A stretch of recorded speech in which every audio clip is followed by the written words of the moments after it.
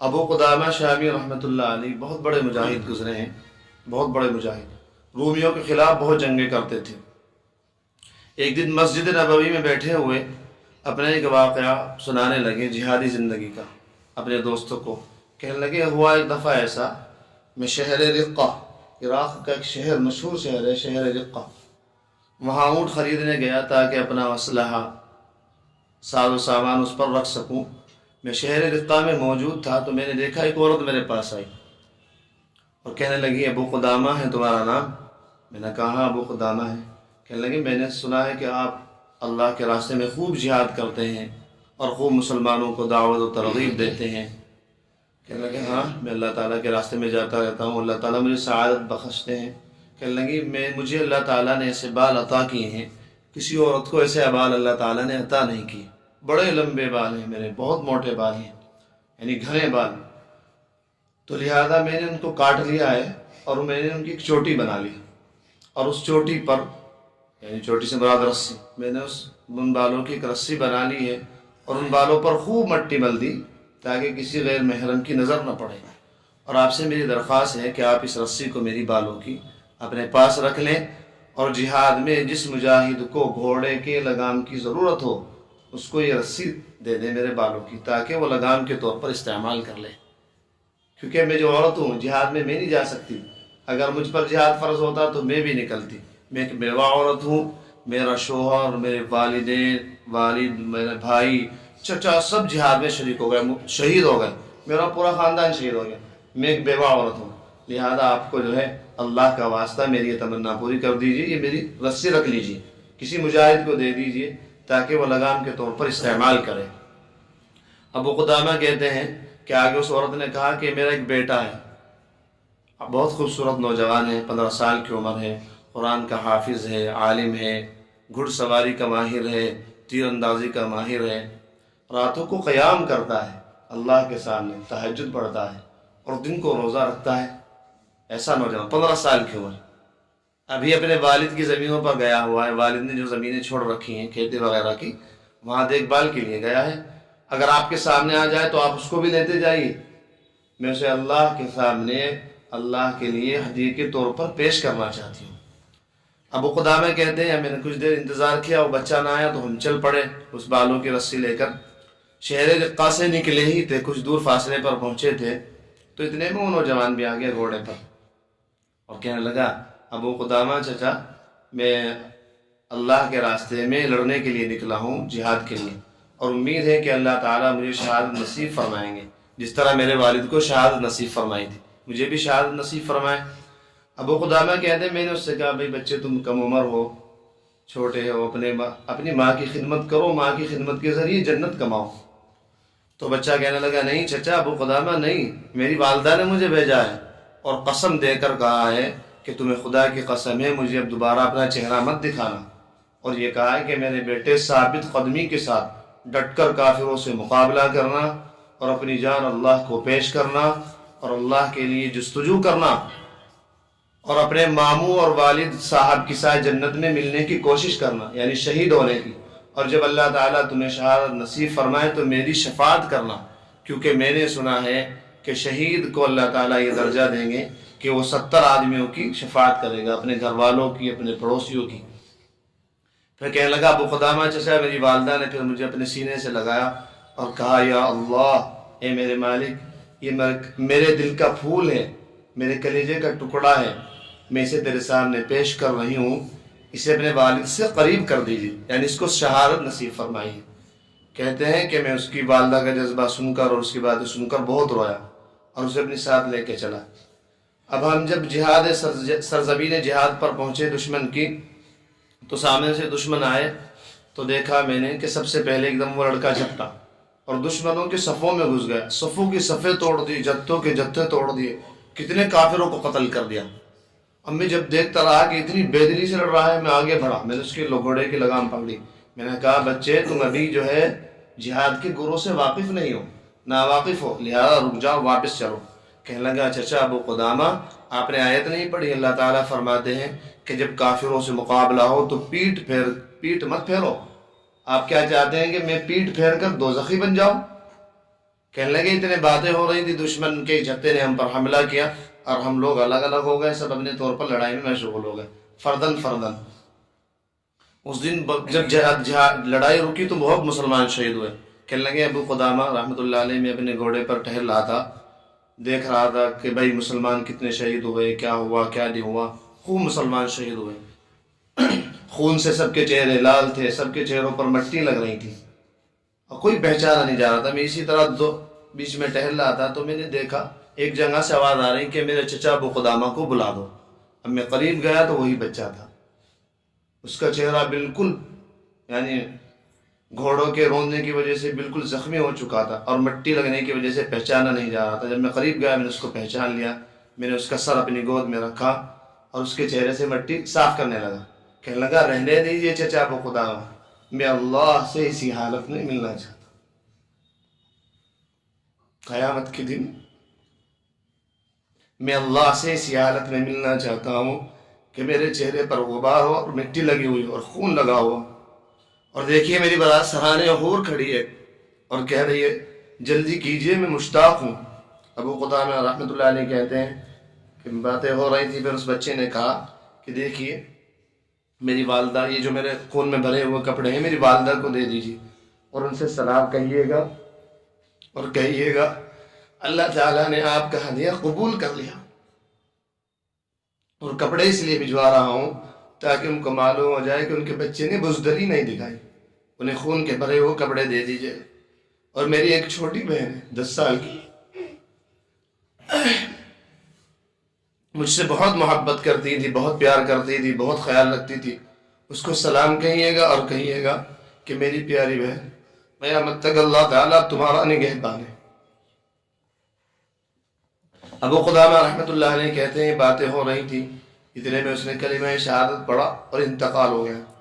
اب جب جنگ سے واپسی ہوئی، اسے دفنا کر، شہیدوں کو دفنا کر میں اس کی والدہ کے گھر پہنچا تو دیکھا ایک خوبصورت بچی چھوٹی سی عمر کی گھر کے باہر کھیل رہی ہے اور ہر آنے والے سے پوچھ رہی ہے کہ تم جہاد میں سے آئے ہو؟ ہاں میں جہاد میں سے آیا ہوں۔ میرے بھائی کو جانتے ہو؟ کہنے لگے نہیں ہم تو نہیں جانتے۔ کہنے لگے میں پہنچا، مجھ سے بھی پوچھنے لگے آپ جہاد سے آئے ہیں؟ میں نے کہا ہاں۔ رونے لگی، کہنے لگی سب آ رہے ہیں، کیا ہوا میرا بھائی نہیں ابھی تک آیا؟ سب مجاہدین واپس آ رہے ہیں، میرا بھائی کیوں ابھی تک نہیں آیا؟ کہنے لگے میں باتیں کر رہا تھا، اس بچی سے کھڑا ہوا، اتنے میں والدہ آئیں اس کی اور سلام کیا، کہنے لگے ابو قدامہ خوشخبری دینے آئے ہو یہ تعزیت کرنے آئے ہو؟ کہنے لگے کیا مطلب؟ کہنے لگے اگر میرا بیٹا شہید ہو گیا تو مجھے خوشخبری دو، اور اگر میرا بیٹا زندہ بچ گیا تو مجھے افسوس کا اظہار کرو، مجھ سے تعزیت کرو۔ ایسی عورتیں۔ ابو قدامہ رحمۃ اللہ علیہ کہتے ہیں میں نے اس سے کہا خوش ہو جاؤ، اللہ نے تمہارا ہدیہ قبول کر لیا۔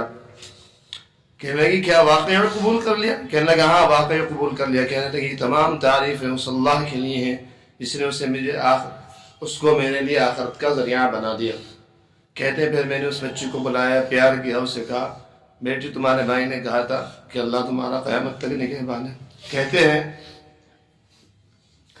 یہ سن کر اس بچی نے ایک چیخ ماری اور بے ہوش ہو گئی۔ تھوڑی دیر کے بعد میں نے ہلایا تو انتقال کر چکی تھی۔ اللہ کہنے کی عجیب ماں، ایک بیوہ عورت، شوہر بھی جہاد میں شریک، بھائی جہاد میں شہید، سب شہید ہو گئے۔ ایک 15 سال کا بچہ جس کو سہارے کے طور پر دیکھتی تھی اس کو بھی جہاد میں بھیج۔ تو اس طرح آپ حضرات کے پاس دین اسلام پہنچا ہے۔ اللہ کے لیے اس کی اتنی تو قدر کیجئے کہ اللہ نے جو احکام دیے ہیں ان پر عمل کیجئے، ہمت کر کے گناہوں سے بچیے۔ ہمارے لیے سب سے بڑا مجاہدہ یہی ہے کہ ہم اپنے علاقے میں رہتے ہوئے، اپنے ماحول میں رہتے ہوئے، اپنی سوسائٹی میں رہتے ہوئے اللہ تعالیٰ کے احکام پر عمل کریں۔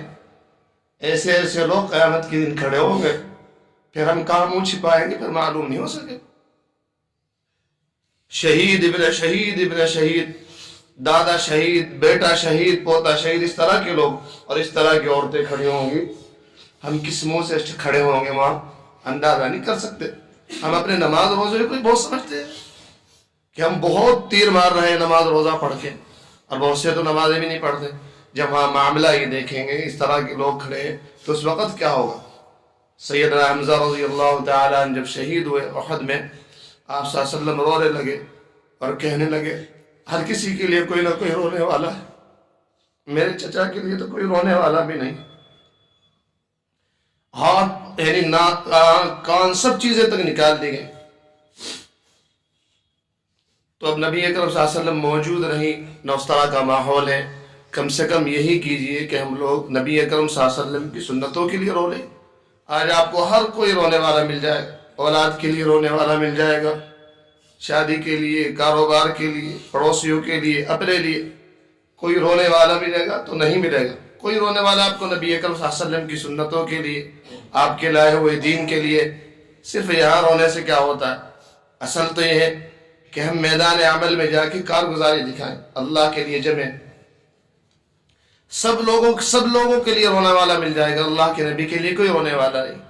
شیخ عبد القادر جیلانی رحمۃ اللہ علیہ کی جگہ جوش میں آ کے فرماتے ہیں، ہواؤں سے مخاطب ہو کہ ہواؤ تم بھی آؤ، درخت ہو تم بھی آؤ، زمین تو بھی آ، آسمان تو بھی آ، آج سب مل کر نبی اکرم صلی اللہ علیہ وسلم کے دین کو زندہ کریں، آپ کی سنتوں پر عمل کریں، کیونکہ اب لوام انسان لوگ عمل کرنے کے لیے تیار نہیں۔ جوش میں ہواؤ آؤ، فضاؤ آؤ، زمین تو بھی آ، آسمان نیچے اتر کے تو بھی آ، آج سب مل کر نبی اکرم صلی اللہ علیہ وسلم کے دین کو زندہ کریں۔ یاد رکھیے اس وقت اللہ جل جلالہ کا دین اور نبی اکرم صلی اللہ علیہ وسلم کی سنت یتیم ہو چکی ہے۔ جو آدمی یتیم کے سر پر ہاتھ رکھتا ہے اللہ تعالیٰ اس کو ہر طرح سے نواز دیتے ہیں۔ سیدنا حلیمہ رضی اللہ عنہ نے نبی اکرم صلی اللہ علیہ وسلم کو یتیم تھے اپنی گود میں لیا تھا تو اللہ نے کتنی برکتیں دی تھی۔ آج نبی اکرم صلی اللہ علیہ وسلم کی سنتیں بظاہر عمل کرنے والے ہیں لیکن بظاہر یتیم ہو چکی ہیں۔ اگر ہم ان کو اپنائیں گے تو اللہ تعالیٰ ہم کو بھی دنیا اور آخرت میں کامیاب کر دیں گے۔ آج ضرورت ہے اللہ کے احکام پر عمل کرنے کی اور اس کے لیے دیوانہ بننے کی ضرورت ہے۔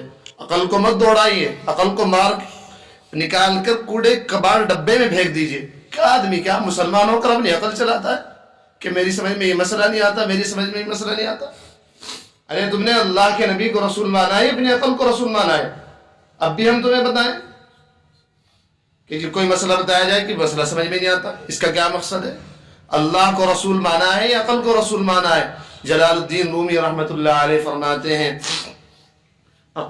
آز بودم عقل دور اندیش را، بعد ازیں دیوان سازم خیش را۔ میں نے عقل کو بہت آزمایا کہ اللہ تک پہنچ جاؤں، لیکن عقل ناقص نہیں پہنچی۔ پھر میں نے کیا بعد ازیں دیوان سازم خیش را، اس کے بعد میں نے اپنے آپ کو دیوانہ بنا لیا۔ عقل کو جب عشق کا پیٹرول ملتا ہے تب یہ عقل چلتی ہے، ورنہ عقل ہوتی ہے اور جب عشق اس کا امام نہیں ہوتا تو معلوم ہوتا ہے سود لینا حرام ہے لیکن سود چھوڑا نہیں جاتا، معلوم ہوتا ہے کہ جھوٹ بولنا کتنا بڑا گناہ ہے، جھوٹ نہیں چھوڑا جاتا، معلوم ہے کہ نماز چھوڑنی کتنی بڑی گناہ ہے لیکن کتنا بڑا گناہ ہے لیکن فجر میں نہیں اٹھا جاتا۔ کس وجہ سے؟ کہ اس عقل کو ابھی تک اللہ کی محبت اور عشق کا پیٹرول نہیں ملا۔ جس دن اس عقل کو اللہ کی محبت کا پیٹرول مل جائے گا اور یہ تابع ہو جائے گی عشق کے، پھر دیکھیے کیا ہوتا ہے۔ پھر آدمی اللہ کے لیے جان دینے کے لیے، یہ حضرات کس طرح جان دیتے تھے؟ ایک عورت، بیوہ عورت اپنے 15 سال کے بچے کو بھیج رہی ہے، یہ کس وجہ؟ اللہ کی محبت پیدا ہو گئی تھی۔ اللہ تعالیٰ جیسا کوئی محبوب تو لا کے دکھائی، ہمارے فرمایا کرتے ہیں دیکھیے کس طرح گردنیں کٹ رہی ہیں، کس طرح جسم کی بوٹیاں ہو رہی ہیں۔ حضرت شیخ عبد الغنی پھول پوری رحمۃ اللہ علیہ جب تہجد کے وقت اٹھتے تھے تو یہ شعر پڑھتے تھے، عشق من پیدا و دل بر ناپدید، میرا عشق ظاہر ہے، اٹھ رہا ہوں 3 بجے اٹھ رہا ہوں، تہجد پڑھ رہا ہوں، وضو کر رہا ہوں، سردی میں لوٹا لے آ رہا ہوں، میرا عشق ظاہر ہے، عشق من پیدا، میرا عشق ظاہر ہے و دل بر ناپدید، لیکن میرا محبوب چھپا ہوا ہے، وہ مجھے نظر نہیں آتا۔ این چنی دل بر کے درد و عالم دید، لوگوں تم نے کوئی ایسا دل بر دیکھا ہے، کوئی ایسا محبوب دیکھا ہے جس کے لیے اب تک کروڑوں گردنیں کٹ گئی ہوں، جس کے لیے اب بھی ہزاروں لاکھوں لوگ تہجد کے وقت اٹھتے ہوں، سردیوں میں اٹھتے ہیں، وضو کرتے ہوں؟ یہ عشق من پیدا و دل بر ناپدید۔ اللہ تعالی ہم سب کو اپنی محبت نصیب فرمائے۔ بس ہمارا مجاہدہ، ہمارا جہاد یہی ہے کہ اللہ کے حکموں کو قبول کر کے نبی اکرم صلی اللہ علیہ وسلم کی سنتوں پر عمل کریں۔ جس طرح احمد مختار ہیں نبیوں کے امام، اس کی امت بھی ہے دنیا میں امام اقوام، کیا تمہارا بھی نبی ہے وہی آقا انام؟ تم مسلمان ہو کیا تمہارا بھی وہی ہے اسلام؟ اس کی امت کی علامت تو کوئی تم میں نہیں، میں جو اسلام کی ہوتی ہے وہ اس قوم میں نہیں۔ اے خاصہ خاصار رسول وقت دعا ہے، امت پہ تیری آ کے عجب وقت پڑا ہے۔ جو دین نکلا تھا بڑی شان و شوکت سے، وہ اپنوں میں غریب الغربا ہے۔ کون تیار ہے اللہ کے نبی کے دین پر عمل کر؟ اسی کو کہہ رہے مرحوم شاعر، اے خاصہ خاصان رسول اللہ کے نبی وقت دعا ہے، امت پہ آ کے عجب وقت پڑا ہے۔ بس ہمت کر کے اللہ تعالیٰ کے احکام پر عمل کیجیے۔ اللہ تعالیٰ مجھے بھی اپنی حرام آرزو کو خون کرنا سیکھیے اللہ کے لیے۔ اگر ہم میں سے ایک آدمی بھی زندہ ہو گیا تو پتہ نہیں کتنے لوگوں کی زندگی کا ذریعہ بنے گا۔ آپ نے دیکھا ہے شیر حیت میں جثے میں کتنا کم ہوتا ہے، ہاتھی سے، دوسرے بڑے بڑے جانوروں سے، لیکن کیا کرتا ہے؟ ہمارے فرماتے ہیں خون پیتا ہے، اس کا بدلہ اس کو ہی ملتا ہے کہ اس کی زمین، اس کی چال سے زمین ہلتی ہے، آدمی کو زمین ہلتی ہوئی محسوس ہوتی ہے، باوجود کم جسامت کے، کم جثے کے پورے جنگل کا راجا ہوتا ہے، پورے جنگل پر دبدبا قائم کرتا ہے، بڑے بڑے جانور اس کے سامنے پھیلے ہیں۔ اے لوگوں، جب تم اپنی حرام آرزوؤں کا خون پی لو گے، ان کو قتل کر دو گے، پھر اللہ تعالیٰ تمہیں ایسی ہمت عطا فرمائیں گے، ایسا ولولہ عطا فرمائیں گے کہ تم شیر بن جاؤ گے۔ شیر کی علامت یہ ہے، جب اس نے خون پینا شروع کیا تو ہمارے فرماتے ہیں دیکھیے شیر الٹے دھارے پر بہتا ہے، جدھر سے دریا کا دھارا آتا ہے اسی دھارے پر بہتا ہے، یعنی ادھر سے دھارا آ رہا تو ایسے نہیں بہتا ایسے ہی، بلکہ ادھر سے آ رہا ہے تو اس کو کاٹتے ہوئے آگے بڑھے گا۔ مومن کی علامت یہ ہے مسلمان کی، جب اللہ اس کو شیر بناتے ہیں، ماحول، سوسائٹی، برادری، خاندان اس کے مقابلے میں نہیں آ سکتا۔ پورے خاندان کو کاٹ کر، پورے ماحول کو کاٹ کر، پورے شہر کو کاٹ کر، پوری دنیا کو کاٹ کر اللہ کے حکم پر جم کر دکھاتا ہے۔ اب معلوم ہوتا ہے کہ واقعی اللہ کا شیر ہے، یہ لومڑی نہیں ہے۔ تو شیر بنیے۔ شیر کب بنیں گے؟ جب ہم اپنی حرام آرزو کو خون پیئیں گے۔ اللہ تعالی ہم سب کو اپنی سچی محبت نصیب فرمائے۔ اسی کو فرما دیں، بس یہ سنیے، فَإِنَّ كَيْدَ الشَّيْطَانِ الَّذِينَ آمَنُوا يُقَاتِلُونَ فِي سَبِيلِ اللَّهِ، جو لوگ اللہ کے راستے میں قتل کرتے ہیں، جہاد کرتے ہیں، ایمان والے اللہ کے راستے میں جہاد کرتے ہیں، اور کافر جو ہیں یقاتلون فی سبیل الطاغوت، شیطان کے لیے قتل کرتے ہیں، فقاتلوا اولیاء شیطان، مسلمانوں شیطان کے کارندوں سے لڑو، ان کید الشیطان کان ضعیفا، شیطان کا مکر بڑا ضعیف اور بودا ہے۔ وآخر دعوانا الحمدللہ رب